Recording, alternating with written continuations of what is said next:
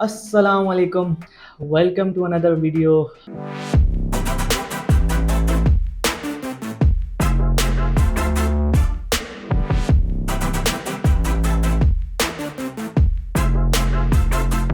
और जी आज हम अपनी वॉल्यूम की जो है सेकंड वीडियो रिकॉर्ड कर रहे हैं।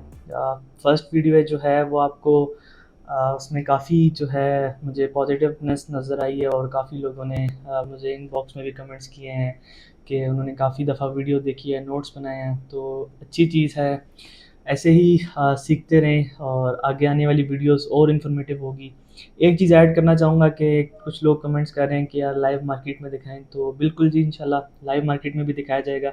अभी जस्ट जो टॉपिक्स हैं वो स्टार्ट में अंडरस्टैंडिंग के लिए हैं कि यार बेसिकली वॉल्यूम की जो ये हम मेथड यूज़ कर रहे हैं इसके पीछे की जो साइंस है वो क्या है। तो इसको थोड़ा-सा समझने के बाद हम जो है जंप इन करेंगे लाइव मार्केट में भी और उधर हम सेटअप्स भी देखेंगे, ढूँढेंगे भी इंशाल्लाह। तो आज की वीडियो की तरफ चलते हैं विदाउट वेस्टिंग एनी टाइम।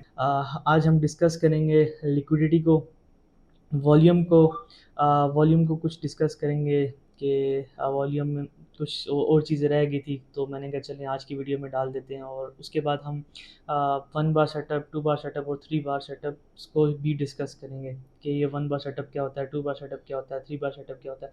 इस पे काफ़ी मुझे जो पुराने ट्रेडर्स हैं या फिर जिन्होंने ये वॉल्यूम थोड़ा बहुत सीखा हुआ है तो मुझसे पूछते रहते हैं।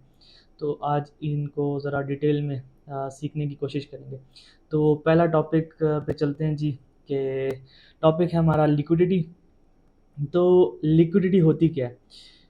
बेसिकली लिक्विडिटी होती है जो मार्केट के अंदर जितने भी बाय और सेल के ऑर्डर्स पड़े होते हैं वो उसको हम लिक्विडिटी कहते हैं। तो इस चीज़ को आपने ज़रा गौर से समझना है कि मिसाल के तौर पे आप एक समझ लें बायर हैं, ठीक है? तो आपने पेयर देख खोला जीबीपी यूएसडी, तो जीबीपी यूएसडी को आपने बाय की, आपने ट्रेड खोलनी है, ठीक है? तो सीन ये होगा कि आप जीबीपी को बाय कर रहे हैं डॉलर के अगेंस्ट, ठीक है? तो आपकी ट्रेड जो एग्जीक्यूट कब होगी, जब आगे कोई सेलर बैठा होगा, तो वो सेल की जो ट्रेड है, आपकी बाय की ट्रेड जो है वो आपस में मिलेंगी, कॉन्ट्रैक्ट बनेगा और वो ट्रेड एग्जीक्यूट हो जाएगी। अब वो जो आगे सेल का ऑर्डर पड़ा हुआ था, वो जो ऑर्डर था उसको हम लिक्विडिटी कहते हैं, ठीक है? अब ये लिक्विडिटी की बेसिक्स हैं कि जो बाय, अगर आप सिंपल वर्ड में याद करना चाहते हैं या फिर आप बिल्कुल सिंपल रखना चाहते हैं तो बस आपके लिए इतना भी काफ़ी है कि आप ये याद रखें कि जितने भी बाय और सेल के ऑर्डर्स पड़े होते हैं फॉरेक्स मार्केट में उसको हम लिक्विडिटी कहते हैं, ठीक है? अब जो लिक्विडिटी, एक और कॉन्सेप्ट मैं काफ़ी यूज़ करूँगा वो लिक्विडिटी प्रोवाइडर्स होगा। तो लिक्विडिटी प्रोवाइडर्स कौन होते हैं? तो पहली तो चीज़ ये है कि लिक्विडिटी प्रोवाइडर्स जो कि मार्केट में लिक्विडिटी प्रोवाइड कर रहे होते हैं उनको हम लिक्विडिटी प्रोवाइडर कहते हैं। अब इसका मतलब क्या है? इसका मतलब ये है कि जितने भी न बाय सेल के ऑर्डर्स लोग जो प्रोवाइड कर रहे होते हैं, जो पार्टिसिपेंट्स होते हैं मार्केट में, वो जो प्रोवाइड कर रहे होते हैं बाय और सेल के ऑर्डर्स, उनको हम लिक्विडिटी प्रोवाइडर कहते हैं, ठीक है? तो लिक्विडिटी प्रोवाइडर आपने इसमें इतना मतलब सर्च करने की ज़रूरत नहीं है, ये जस्ट एक मार्केट के पार्टिसिपेंट होते हैं जस्ट लाइक स्मार्ट मनी। इनका काम ये होता है कि ये लिक्विडिटी देंगे मार्केट में और ये लिक्विडिटी बाय सेल के ऑर्डर्स दे के प्रॉफिट करते हैं। जैसे कि आप अगर फिज़िकल मार्केट की बात करें तो एक्सचेंजर्स बैठे होते हैं, वो भी इसी तरह से मतलब बाय सेल के ऑर्डर्स ही दे रहे होते हैं, ठीक है? आस्क प्राइस, बिड प्राइस, ठीक है? आपको वो बाइंग की प्राइस और देते हैं, सेलिंग की प्राइस और देते हैं, ठीक है? तो इस तरह से जो आपको जितनी प्राइसेज़ होती हैं डिफरेंट, तो उसमें जो आपको प्राइसेज़ मिल रही होती है ना, तो उसमें जो वो प्रोवाइडर होते हैं, जो उसको प्रोवाइड कर रहे होते हैं, उसको लिक्विडिटी प्रोवाइडर कहते हैं, ठीक है?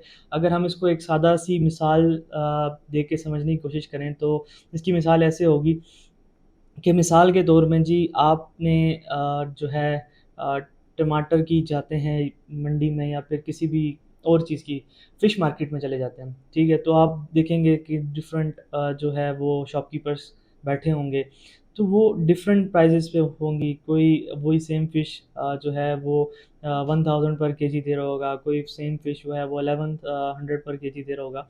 तो बेसिकली वो जितने भी ऑर्डर्स पड़े हुए हैं वो उनको हम लिक्विडिटी कहते हैं, ठीक है। अब उनका डिफरेंस जो है वो 100-50 रुपये भी होता है, ठीक है। 100-200 इस तरह से मतलब डिफरेंस आ जाता है, लेकिन फॉरेक्स मार्केट में डिफरेंस जो होता है वो बहुत छोटा सा होता है। लाइक के 0.1 सॉरी 1 पिप का भी मतलब 100 ऐसा, इसमें भी इतने ज़्यादा ऑर्डर्स पड़े होते हैं, ठीक है। तो अब जो प्रोवाइडर्स होते हैं जो कि फ़िश को मतलब सेल कर रहे हैं, तो उनको हम कह देंगे कि लिक्विडिटी प्रोवाइडर्स, ठीक है। वो लिक्विडिटी प्रोवाइड कर रहे हैं, हमें वो बाय सेल के ऑर्डर्स दे रहे हैं, ठीक है। तो अभी इसको एक मिसाल से समझने की कोशिश करते हैं, जैसे कि अभी मिसाल के तौर पे जीबीपी यूएसडी है। तो जीबीपी यूएसडी उसकी प्राइस है 1.2720, ठीक है। और दूसरी हमने प्राइस देखी है कि 1.2710। तो ये दरमियान का डिफरेंस है 2720 2712 से लेके 2720 तक। तो ये है 18 पिप्स का, ठीक है। अब इस 18 पिप्स में के दरमियान में buy sell buy sell buy sell buy sell buy sell इस तरह से ऑर्डर्स पड़े होंगे, ठीक है। अब मिसाल के तौर पे एक बायर आता है, ठीक है। तो वो एग्रेसिव बायर होता है, उसने वो कहता है कि यार मुझे बाय करना है। अब वो क्या करेगा, इधर जैसे 1.2712 पे मतलब प्राइस है, तो वहाँ से 1.2713 तक जाने के लिए मिसाल के तौर पे वहाँ पे 100 सेल ऑर्डर्स पड़े होते हैं, ठीक है। एक हम अपने से एक एग्जांपल देने के लिए इसको सपोज कर रहे हैं। तो वो क्या करेगा, जब तक 101 बाय ऑर्डर्स नहीं लगाएगा, वो 100 को ओवरकम नहीं करेगा, तब तक प्राइस 1.2713 तक मूव नहीं करेगी। जैसे ही वो 100 प्लस ऑर्डर लगा लेगा, प्राइस मूव कर लेगी उधर से ऊपर, क्योंकि वहाँ पे सेल ऑर्डर्स खत्म हो जाते हैं। अब प्राइस ऊपर जंप करेगी, ठीक है। उसके बाद अब हम फिर सपोज करते हैं 1.2715 तक बीच में ऑर्डर्स पड़े हुए थे 500। तो 500 जो है वो ऑर्डर्स और लगाएगा बाय के, तो वो प्राइस जंप कर जाएगी 1.2715 तक। ऐसे ही जो है प्राइस मूव करती करती वो एग्रेसिव बाइंग करता करता करता करता प्राइस को ले जाएगा 1.2720 तक, मतलब उसने 18 पिप्स मार्केट को मूव करवा दिया। अब वो जो एग्रेसिव बाइंग कर रहा था, तो एग्रेसिव बाइंग करते हुए उसको जो ऑर्डर्स मिल रहे थे आगे से, sell order sell order sell order, वो बेसिकली लिक्विडिटी थी। तो आई होप सो कि लिक्विडिटी अब लोगों को समझ आ गई होगी। कुछ लोगों के क्वेश्चंस आ रहे थे फर्स्ट वीडियो को देख के कि यार लिक्विडिटी थोड़ा सा आपने डिटेल में बताना है। तो आई थिंक सो इतना इनफ है। आप बस इतना जान लें कि लिक्विडिटी जो फॉरेक्स मार्केट में जितने भी ऑर्डर्स होते हैं, उनको हम बाय सेल के उनको हम लिक्विडिटी कहते हैं। अब वॉल्यूम की तरफ आते हैं, अपने दूसरे टॉपिक की तरफ। तो मैंने थोड़ा सा डिटेल में बताया था कि जो हमारा सेटअप है वो क्या है, और वो सारी चीज़ें डिटेल में उस पर बात हुई थी। लेकिन अभी हम बात करते हैं दो केसेस की, ठीक है। अगेन कि ये केस वन है और ये केस टू है। अब ये केस वन है, इसमें जो सपोज करते हैं कि मार्केट मूव हुई 18 पिप्स, ठीक है। पिछले ही सपोज कर लेते हैं कि मार्केट यहाँ से 1.2712 से 1.2730 तक गई, ठीक है। 18 पिप्स मूव होगी मार्केट, इसमें भी 18 पिप्स मूव हुई। अब इसमें आ गया वॉल्यूम, इसमें ट्रांजैक्शन लेट्स सपोज हुई हैं, लेट्स सपोज 500 ट्रांजैक्शन हुई हैं, ठीक है। और ये केस टू है, इसमें वॉल्यूम छोटा है, इसमें लेट्स सपोज 300 ट्रांजैक्शन। अब ये ट्रांजैक्शन कैसे होती हैं कि आपका जो बायर था, तो उसने क्या किया, बाय किया, और आगे से जो आपका लिक्विडिटी प्रोवाइडर था उसने उसको सेल ऑर्डर्स दिए, ठीक है। तो वो जो सेल ऑर्डर्स दिए उसने बाय किया, बाय और सेल का कॉन्ट्रैक्ट हुआ, तो वो ट्रांजैक्शन बन जाती है, ठीक है। इस तरह से ट्रांजैक्शन बनती बनती बनती वॉल्यूम जनरेट होता है। ऐसे हमने सपोज किया है कि उसको 18 पिप्स मूव कराने के लिए 500 ट्रांजैक्शन उसकी लगी हैं, और 18 पिप्स मार्केट मूव हो गया। अब क्या हुआ है कि सेकेंड केस में उसको जो है 18 पिप्स मूव करवाने के लिए 300 ट्रांजैक्शन लगी हैं। तो अब इसमें से स्ट्रॉन्ग केस कौन सा होगा? अब जिन्होंने पहली वीडियो देखी है तो वो तो डायरेक्ट जो है वो कहेंगे कि केस टू है, ठीक है। उसकी वजह ये है कि अब देखें, जैसे जैसे ट्रांजैक्शन बढ़ती जाएंगी ना, इसका मतलब है कि आगे जो एरिया है उसमें रेजिस्टेंस ज़्यादा है, ठीक है। रेजिस्टेंस बोले तो वहाँ पे रुकावट ज़्यादा है, और रुकावट का मतलब है कि वहाँ पे सेल ऑर्डर्स ज़्यादा बढ़े। तो ये मार्केट के लिए अच्छी बात नहीं होती, ठीक है। कि यार वहाँ पे सेल ऑर्डर्स ज़्यादा पड़ेंगे, तो वो मतलब एक समझ लें कि अच्छी बात कैसे हो सकती है कि यार वहाँ पे सेलर ज़्यादा बैठे हुए हैं, ठीक है। मतलब सप्लाई भी वहाँ पे एग्जिस्ट करती है। तो अब अगर सेकंड केस पे जाएँ, वहाँ पे क्या हुआ कि सेलर्स कम बैठे हुए हैं, उसको ज़ोर कम लगवाना पड़ रहा है, ठीक है। सेम पिप्स मूव किए मार्केट ने, लेकिन ज़ोर कम लगा है। तो ये वाला केस जो होता है वो बेटर होता है। क्यों? क्योंकि मार्केट को ज़ोर कम लगाना पड़ता है, बायर जो होता है वो एग्रेसिव भी हुआ होता है, लेकिन उसको इतना ज़्यादा ट्रांजैक्शन नहीं करनी पड़ती। तो वो जो उसके पास बाकी जो बाइंग पावर होती है, उससे वो मार्केट को और मूव करवा लेता है। अब मिसाल के तौर पे एक बायर है, उसके पास जी मतलब लेट्स सपोज 1 लाख यूरोज़ हैं, अगर अब 1 लाख यूरोज़ की हम थोड़ी-सी सपोज़ करते हैं कि उसमें वो ट्रांज़ैक्शन कर सकता है 700, तो वो 700 ट्रांज़ैक्शन में इधर से 500 ट्रांज़ैक्शन तो यहाँ पे लगी, 200 ट्रांज़ैक्शन उसके पास बच गई, लिमिट बच गई, ठीक है? तो वो क्या करेगा, मार्केट को जस्ट सिर्फ थोड़ा-सा और मूव करवा सकेगा। लेकिन इस केस में क्या हुआ कि 300 में ही मार्केट इतनी मूव कर ली, तो वो मार्केट को ज़्यादा ऊपर लेके जा सकता है, ठीक है? उसके पास बाइंग पावर ज़्यादा है। तो वो जैसे-जैसे और भी देखेंगे पार्टिसिपेंट मार्केट में कि यार मार्केट जो है वो स्मूथली जा रही है, जैसे कि आपके बड़े हेज फंड्स होते हैं, डिफरेंट लिक्विडिटी प्रोवाइडर्स होते हैं, तो वो भी लिक्विडिटी और उठा देंगे, क्योंकि वो चाहेंगे कि उनकी जो ऑर्डर्स हैं वो अच्छी प्राइस में बिकें, क्योंकि वो भी मार्केट में पैसा बनाने के लिए बैठे होते हैं और वो बाय सेल के ऑर्डर से पैसा बनाते हैं। तो ये एक छोटी सी जो है डिस्कशन थी अबाउट हाई वॉल्यूम और लो वॉल्यूम। अच्छा, इसको आपने मिथ नहीं बनाना, ठीक है?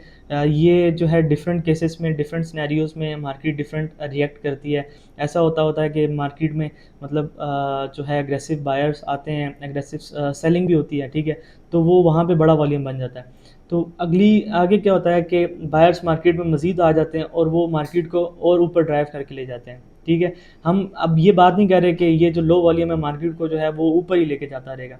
हम जस्ट ये बात कर रहे हैं कि मार्केट में जो है लो वॉल्यूम पे मूव करेगी तो रुकावट कम होगी, ठीक है? बायर्स इजीली और ऊपर लेके जा सकते हैं। लेकिन जब जैसे जैसे बड़े वॉल्यूम आते जाएंगे तो मार्केट में कुछ ना कुछ रुकावट आती जाएगी। तो ये जस्ट इस कंसेप्ट को यहीं तक रहने दीजिएगा, हर जगह पे अप्लाई नहीं करना। ये ना हो कि आप स्ट्रॉन्ग ट्रेंड में जहाँ पे एग्रेसिव बाइंग इतनी ज़्यादा हो रही हो, आप वहाँ पे अप्लाई करें इसको और वो बड़े वॉल्यूम आते रहें और मज़ीद बड़े वॉल्यूम बनते रहें, मार्केट ऊपर ही जाती रहे, तो वो सारी एग्रेसिव बाइंग हो रही होती है। जब एक पार्टिसिपेंट बहुत ज़्यादा एग्रेसिव होता है तो फिर वहाँ पे ये नहीं देखा जाता कि वॉल्यूम कितना आ रहा है या कितना नहीं आ रहा। तो और वहाँ पे फिर वो करेंसी की स्ट्रेंथ भी काफ़ी डाउन हो जाती है।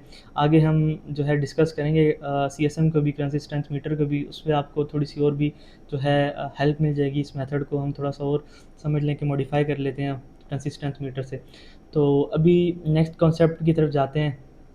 अच्छा, ये कॉन्सेप्ट बहुत मतलब आम है वीएसएस के लिए कि जो राइजिंग प्राइसेस होती है और राइजिंग वॉल्यूम होता है वो जो है वो और फॉलिंग प्राइसेस जो है वो फॉलिंग क्या कहते हैं वॉल्यूम, वो बुलिश होता है, ठीक है? अब इनका कॉन्सेप्ट ये होता है कि जैसे मार्केट जो है ऊपर जा रही है, ठीक है, राइजिंग प्राइसेस और वॉल्यूम भी राइज कर रहा है, ठीक है? तो राइजिंग प्राइसेस राइजिंग वॉल्यूम, ठीक है, फॉलिंग प्राइसेस और फॉलिंग वॉल्यूम, मार्केट भी फॉल कर रही है और वॉल्यूम भी फॉल कर रहा है, तो ये कहते हैं कि ये अब ट्रेंड है, ठीक है? लेकिन ये जो है मिथ रॉन्ग है बिल्कुल, जो कि मैंने एक्सप्लेनेशन दी है कि जो राइजिंग प्राइसेस होती है, राइजिंग प्राइसेस और राइजिंग वॉल्यूम, ये बिल्कुल भी जो है मार्केट में मतलब इस तरह की चीज़ नहीं है। हाँ, ऐसा हो सकता है कि एक तो हर चीज़ को ना हर जगह पे मतलब आपने बिठाना नहीं है। ऐसा भी होता है कि जैसे मिसाल के तौर पे जो ज़्यादा जिसमें सेशन में वॉलेटिलिटी होती है, जैसे कि न्यूयॉर्क सेशन है, उसमें मार्केट हाई वॉल्यूम पे ऊपर जा रही हो, ठीक है? उसके बाद जब सेशन डेड हो जाता है और लो वॉल्यूम पे नीचे आ रही हो मार्केट को, उस केस में आपने ये चीज़ बीच में नहीं डाल देनी कि यार ये राइजिंग प्राइसेस और फॉलिंग वॉल्यूम है तो ये डाउन ही जाएगी मार्केट, ठीक है? ये हर केस में हर जगह पे मार्केट जो है वो मतलब काम नहीं करती। ये चीज़ें आप जब थोड़ा सा एक्सपीरियंस आपके पास आ जाता है, चीज़ों को आप देखते रहते हैं तो आपको समझ आने लग जाती हैं, हर चीज़ को फिर आप बीच में मिक्स अप नहीं करते। तो जो ये राइजिंग प्राइसेस और राइजिंग वॉल्यूम वाला कॉन्सेप्ट है ना, ये बिल्कुल रॉन्ग कॉन्सेप्ट है। अगर हम देखा जाए इसको तो इसमें क्या है कि जब मार्केट ऊपर जा रही है, ठीक है, वॉल्यूम बढ़ता जा रहा है, मतलब वॉल्यूम बढ़ने का मतलब है ट्रांजैक्शंस बढ़ती जा रही हैं, मतलब कि सेलर्स भी ऊपर हैं, सेलर्स ऊपर हैं तो बायर्स को जोर लगाना पड़ रहा है, ट्रांजैक्शन बढ़ रही है ना। तो जैसे जैसे मार्केट ऊपर जा रही है, वॉल्यूम बढ़ता जा रहा है, ट्रांजैक्शन बढ़ती जा रही हैं, तो ये अच्छी चीज़ नहीं है मार्केट के लिए, ठीक है? जैसे कि मैं पिछले ये जो केस था इसमें बता चुका हूँ कि ये जो केस है वो ज़्यादा बेहतर नहीं है इस केस से। तो अब जब ये फॉलिंग वॉल्यूम पे नीचे आ रही होती है तो ये होता है कि यार यहाँ से ना बाय की लिक्विडिटी उड़ जाती है, तो वो मार्केट को जो लिक्विडिटी प्रोवाइडर्स होते हैं वो कहते हैं कि नीचे आने तो हम अच्छी प्राइस से जो है वो देंगे लिक्विडिटी और वहाँ से जो है हमारा जो प्रॉफिट है वो अच्छा जनरेट हो जाएगा। तो ये कॉन्सेप्ट था राइजिंग प्राइसेस और राइजिंग वॉल्यूम का, तो ये थोड़ा सा आपने इसको समझ लेना है, ठीक है? और इसको ये है कि आपने एज इट इज़ जो है वो मार्केट में नहीं अप्लाई करने लग जाना हर जगह पे। क्या होता है कि आपके पास एक्सपीरियंस नहीं होता, ठीक है, चीज़ों की थोड़ी समझ नहीं होती, तो आप जब लगाने लगते हैं तो फिर वो आपको मतलब काम नहीं करता और आप डिसहार्ट हो जाते हैं, यार काम नहीं कर रहा मेथड तो वगैरह वगैरह। हालांकि कोई भी मेथड जो होता है वो इतनी जल्दी काम नहीं करता, टाइम लगता है उसको सीखने में, उसको समझने में। तो जितनी मर्ज़ी मैं आपको लॉजिक्स दे लूँ, लेकिन जब तक आपके पास एक्सपीरियंस नहीं आएगा तब तक आप जो है वो परफेक्टली काम नहीं कर सकते इसमें। चलें चलते हैं नेक्स्ट अपने टॉपिक पे और डिस्कस करते हैं वन बार सेटअप को। अच्छा, वन बार सेटअप जो है उसकी फॉर्मेशन ऐसी होती है। अब वन बार सेटअप में क्या ख़ासियत होती है कि लेट्स सपोज़ मार्केट जो है जैसे ये गिर रही है, ऐसे गिर रही होती है रैंडम वॉल्यूम्स में, ठीक है? तो एक जो है बार पे बड़ा वॉल्यूम बनता है लाइक दैट, ठीक है? और नेक्स्ट बार इनगल्फिंग बनती है और अच्छी इनगल्फिंग होती है, मतलब उसको जो है वो क्रॉस कर देती है, नेक्स्ट कैंडल को भी इनगल्फ करने की कोशिश करती है और लो वॉल्यूम आ जाता है उसमें।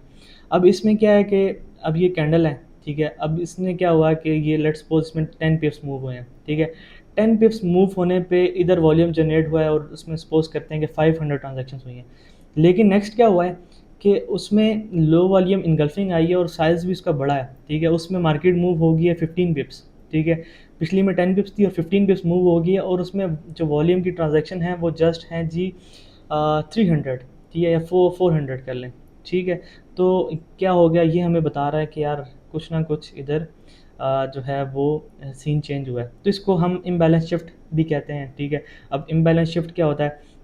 बेसिकली इम्बैलेंस शिफ्ट का कॉन्सेप्ट जो होता है वो निकला है सप्लाई एंड डिमांड से, ठीक है? और इसको अगर सिंपल लैंग्वेज में बताया जाए तो जब मार्केट में सप्लाई होती है उसको डिमांड एक्सीड कर जाए, ठीक है? मार्केट की सप्लाई को कट करके डिमांड आ जाए मार्केट में, तो वो हम कहते हैं कि इम्बैलेंस शिफ्ट हो गया। मतलब कि मार्केट में जो सेलर्स है वो कम हो गए और बायर्स ज़्यादा हो गए, शिफ्ट हो गया मार्केट में, मार्केट शिफ्ट हो गया सेलर्स टू बायर्स, ठीक है? इसको हम कहते हैं इम्बैलेंस शिफ्ट। तो बेसिकली जो मेथड भी है वो भी है, इसको भी पूरा नाम volume spread imbalance shift analysis है, ठीक है? तो ये चीज़ आपने समझ लेनी है कि आपको किधर भी आए जी volume spread imbalance shift analysis क्या होता है, तो आपने ये उसको आपको पता होना चाहिए कि यार इम्बैलेंस शिफ्ट एनालिसिस किसको कहते हैं, ठीक है? तो इम्बैलेंस शिफ्ट आपने समझ लिया। अभी हम समझने की कोशिश करते हैं वन बार की जो है थोड़ी सी और चीज़ डिस्कस करते हैं। पहले हम टू बार को डिस्कस कर लेते हैं, फिर वन बार पे आते हैं। अच्छा, टू बार सेटअप में क्या होता है? टू बार सेटअप में ऐसे होता है कि मार्केट एक नॉर्मल अपने मूड में चल रही होती है, ठीक है? मूड में चलते-चलते उसका क्या होता है कि एक कैंडल बनती है, उसमें बड़ा वॉल्यूम आता है, ठीक है? तो हम कहते हैं यार ये कुछ ना कुछ इसमें गड़बड़ हो गई है, बड़ा वॉल्यूम आया। तो हम जो सपोज़ करते हैं कि यार जैसे इस कैंडल में एक, अगर हम इन 2 कैंडल्स को आगे से ख़त्म कर दें तो ये 3 कैंडल्स की बात करें, पहली कैंडल दूसरी कैंडल में वॉल्यूम आया छोटा, तीसरी में बड़ा आ गया, तो हमने यहाँ पे क्या सपोज़ करते हैं कि यार ये 50% चांस है बाइंग का, 50% चांस है सेलिंग का। तो हम क्या करते हैं, हम कहते हैं हम रिएक्शन का वेट करेंगे, जो कि हमारे रूल्स हैं। नेक्स्ट कैंडल क्या होता है, उसमें भी जो है वो नीचे डाउन की कैंडल बनती है, बेरिश कैंडल बनती है और उसमें फिर से वॉल्यूम है बड़ा आ जाता है। तो हम कहते हैं यार फिर 50% चांस है बाइंग है या 50% चांस है ये एग्रेसिव सेलिंग का वॉल्यूम है, ठीक है? हो सकता है कि इधर सेलर्स बहुत ज़्यादा जो हों और बायर्स को वो हैं वो ओवरकम कर दें, ठीक है? तो हम क्या करेंगे, हम फिर अपने रूल्स को फॉलो करेंगे और रिएक्शन का वेट करेंगे। तो रिएक्शन क्या हो गया, रिएक्शन आ गया आगे लो वॉल्यूम इनगल्फिंग। यहाँ से हमें कंफर्म हो गया कि यार इम्बैलेंस शिफ्ट हो गया मार्केट का, ठीक है? जो सेल से मार्केट है वो बाय की साइड साइड पे शिफ्ट हो गई है। तो ये जो टू बार सेटअप होता है ये वन बार सेटअप से स्ट्रॉन्गर होता है, ठीक है? क्योंकि इसमें टू बार में बाइंग हुई होती है। तो वन बार में ये होता है कि एक ही बार में वो बाइंग करते हैं और मतलब कि इसका जो मूव होता है ना टू बार का, उसका थोड़ा सा ज़्यादा होता है वन बार से, ठीक है? तो इसमें क्योंकि दो बार पे बाइंग होती है, एक बार पे बाइंग हो तो वो आप वैसे ही अगर अपने माइंड से पूछें तो एक बार की बाइंग ज़्यादा अच्छी होगी या टू बार की बाइंग अच्छी होगी, तो आपका माइंड भी आपको ये जवाब देगा कि टू बार की जो बाइंग है वो ज़्यादा बेहतर प्ले करेगी। तो अब थ्री बार भी सेम ऐसे ही है। थ्री बार सेटअप में भी सेम यही चीज़ होती है कि मार्केट ऐसे गिर रही होती है, ठीक है? तो उसके बाद एकदम से एक बार है उसमें बड़ा वॉल्यूम आ गया, ठीक है? जैसे इसमें आ गया, आप एकदम से अलर्ट हो गए, यार ये क्या सीन है, ये बाइंग भी हो सकती है सेलिंग भी हो सकती है, रूल्स को फॉलो किया। सेकंड कैंडल बनी, फिर आपने कहा यार ये तो बड़ा वॉल्यूम आया, उससे भी बड़ा आ गया, तो हो सकता है कि बाइंग हो, लेकिन हमने मिथ नहीं क्रिएट करनी, हमने उस इधर से बाय नहीं करना, हमने वेट करना है नेक्स्ट कैंडल का कि यार नेक्स्ट कैंडल का रिएक्शन क्या आता है। तो नेक्स्ट कैंडल का रिएक्शन फिर वो मार्केट नीचे आती है और फिर जो है बड़ा वॉल्यूम आ जाता है और 3 बार पे जो है कंटिन्यूसली बड़ा वॉल्यूम आ जाता है। तो हम फिर नेक्स्ट बार का वेट करते हैं, नेक्स्ट बार पे फिर आ जाता है इनगल्फिंग। तो ये जब लो वॉल्यूम इनगल्फिंग बनती है तो फिर हमें कंफर्म हो जाता है कि यार इसमें बाइंग थी, पीछे जो 3 बार में जो बड़ा वॉल्यूम आया था वो बाइंग हो रही थी, ठीक है? तो हम फिर क्या करते हैं, यहाँ से बाय करने की कोशिश करते हैं। और जो थ्री बार सेटअप होता है ये सबसे जो है स्ट्रॉन्गेस्ट सेटअप होता है वीएसए में, ठीक है? तो वन बार सेटअप देखें तो उसमें सिर्फ एक बार पे बाइंग होती है, और सबसे ज़्यादा आपको वन बार सेटअप ही नज़र आएगा मार्केट में। वन बार सेटअप बहुत ज़्यादा मतलब फ्रीक्वेंटली आ जाता है, दिन में भी 2 3 4 सेटअप आ जाते हैं। टू बार सेटअप कम कम आते हैं, थ्री बार सेटअप उससे भी कम आते हैं। ठीक है, अब जो वन बार सेटअप होता है वो उसमें ये होता है कि उसके जो फेलियर के चांसेस भी होते हैं वो ज़्यादा होते हैं। ठीक है, तो हम इसमें यह है कि साथ में मूविंग एवरेजेस को अलाइन करते हैं, साथ में हम लिक्विडिटी एरियाज़ को अलाइन करते हैं, साथ में हम कुछ और चीज़ें भी यूज़ करते हैं उसकी प्रोबेबिलिटी बनाने के लिए। ठीक है, क्योंकि बेसिकली ट्रेडिंग जो गेम है वो प्रोबेबिलिटी की है। ठीक है, तो वो फिर वही बात आ जाती है कि हम हर जो है सेटअप को कामयाब नहीं देख सकते, या फिर हर सेटअप पे प्रॉफिट नहीं बना सकते, क्योंकि इसके फेलियर के चांस भी वही होते हैं। हम जितनी मर्जी लॉजिक्स मार्केट में लगा लें कि मार्केट डिज़ाइन इस तरह से हुई है कि वो लॉस देती है, मार्केट इतनी ज़्यादा एफिशिएंट है कि उसमें प्रॉफिट बनाना बहुत मुश्किल है। तो हम उसको प्रॉफिट करने के लिए जो है वही जो रूल्स मैंने अपनी वीडियोस में बताए हैं, अपनी साइकोलॉजी को बेहतर करके, अपने रिस्क मैनेजमेंट करके और अपने जो सिस्टम है उसको फॉलो करके हम प्रॉफिट बनाते हैं। खैर, हम थोड़ा सा ऑफ टॉपिक हो रहे हैं, इसको हम अपनी रिस्क मैनेजमेंट की जो सीरीज़ होगी उसमें हम समझेंगे कि कैसे हमने रिस्क मैनेज करना है। ठीक है, तो उसको हम जो है इस तरह से चलाएँगे। तो ये आज की वीडियो थी। ठीक है, अगर कंक्लूजन की जाए तो इसकी कंक्लूजन ये बनती है कि आपने जो है मार्केट में कोई भी मिथ क्रिएट नहीं करनी, पहली चीज़ तो ये है। और दूसरी चीज़ ये, जब भी आप वीडियो देखते हैं आपके पास नोट्स बनाने के लिए आपकी जो चीज़ें हैं वो पूरी होनी चाहिए। तो आप हर चीज़ के नोट्स बनाएं, वीडियो को 3 से 4 दफ़ा देखें। तो काफ़ी लोग जो हैं वीडियो को पहले से स्किप करके चले जाते हैं, तो उनके लिए ये होता है कि फिर वो आधी नॉलेज उनके पास जाती है। ठीक है, तो वीडियो के दरमियान में एंड में फिर वो बातें होती रहती हैं, उनको समझ पता नहीं होती क्योंकि वो देख नहीं पाते। तो आपने 3 से 4 दफ़ा जब आप वीडियो देखते हैं तो आपको आपकी जो अंडरस्टैंडिंग है वो बेहतर से बेहतरीन हो जाती है। ठीक है, तो आपको वीडियो ज़्यादा अच्छी तरह से समझ आती है। जब आप नोट्स बनाते हैं तो आपका माइंड जो है वो जल्दी चीज़ों को पिक करता है। तो अभी इंशाल्लाह आगे जो है वो मैं लाइव मार्केट पे भी लेके जाऊँगा। आगे आने वाली वीडियोस साथ ही ऐसी इन्फॉर्मेटिव होंगी, और हम डिस्कस करेंगे अपने जो लिक्विडिटी एरियाज़ हैं उनको डिस्कस करेंगे हम। फिर उसके बाद मूविंग एवरेजेस को डिस्कस करेंगे कि जो बड़ा हॉट टॉपिक था, लोग मुझसे पूछते थे यार अपने चार्ट्स में आप मूविंग एवरेजेस लगाते हो, इसको कैसे यूज़ करते हो, तो वो मैं अगली वीडियोस में बताऊंगा। उसके बाद हम डिस्कस करेंगे ऑर्डर ब्लॉक को, वॉल्यूम ऑर्डर ब्लॉक क्या होता है, रियल ऑर्डर ब्लॉक मार्केट में क्या चीज़ क्या है ऑर्डर ब्लॉक। तो इंशाल्लाह ये सारी जो है वीडियोस आने वाली जो हमारी सीरीज़ है उसमें आएगी। ठीक है, तो सब ने जो है इस वीडियो को ज़्यादा से ज़्यादा शेयर करना है, ज़्यादा से ज़्यादा दफ़ा देखना है, लाइक करना है, और चैनल को सब्सक्राइब करें। मिलते हैं नेक्स्ट वीडियो में इंशाल्लाह। अल्लाह हाफ़िज़।